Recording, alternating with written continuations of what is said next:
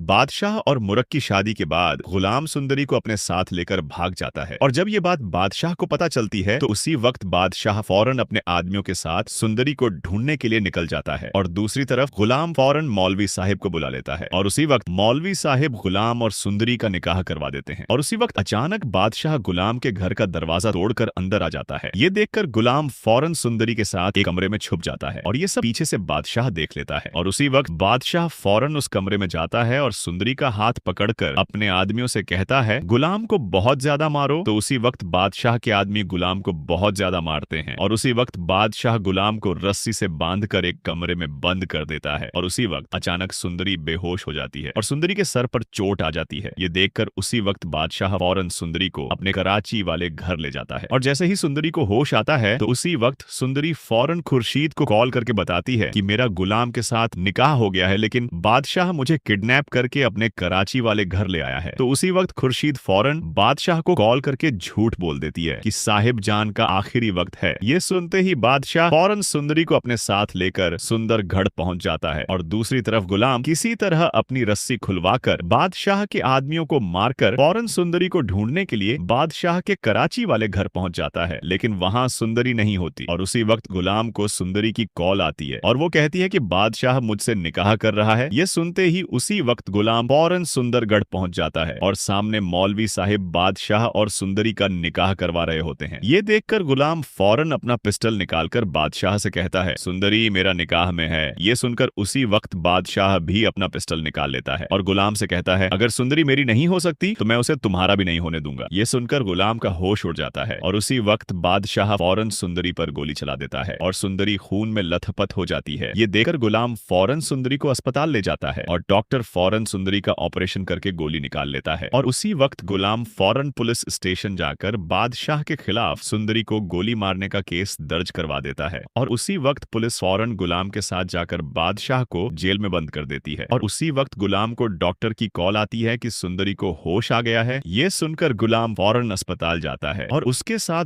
बहुत ज्यादा प्यार करता है और उसी वक्त वहां झंदाद आ जाता है और सुंदरी से हाथ जोड़कर कहता है बादशाह को जेल से बाहर निकलवा दो। तो इस पर सुंदरी बादशाह को माफ कर देती है और उसी वक्त गुलाम फौरन पुलिस से कहता है बादशाह को जेल से रिहा कर दो और जैसे ही बादशाह जेल से रिहा होता है तो फौरन सुंदरी के पास अस्पताल जाता है और सुंदरी का हाथ पकड़कर गुलाम के हाथ में दे देता है जिस पर गुलाम और सुंदरी बहुत ज्यादा खुश हो जाते हैं और जैसे ही डॉक्टर सुंदरी को अस्पताल से छुट्टी देता है तो उसी वक्त गुलाम फौरन सुंदरी को अपने साथ लेकर अपने हनीमून ट्रिप के लिए ऑस्ट्रेलिया चला जाता है और दूसरी तरफ बादशाह मुरक के साथ प्यार करने लग जाता है। और दोस्तों अगर आप इस ड्रामा की आगे की स्टोरी देखना चाहते हो तो हमारे चैनल को लाइक, सब्सक्राइब और शेयर जरूर करो क्योंकि ये हमारी प्रेडिक्शन है फॉर एंटरटेनमेंट।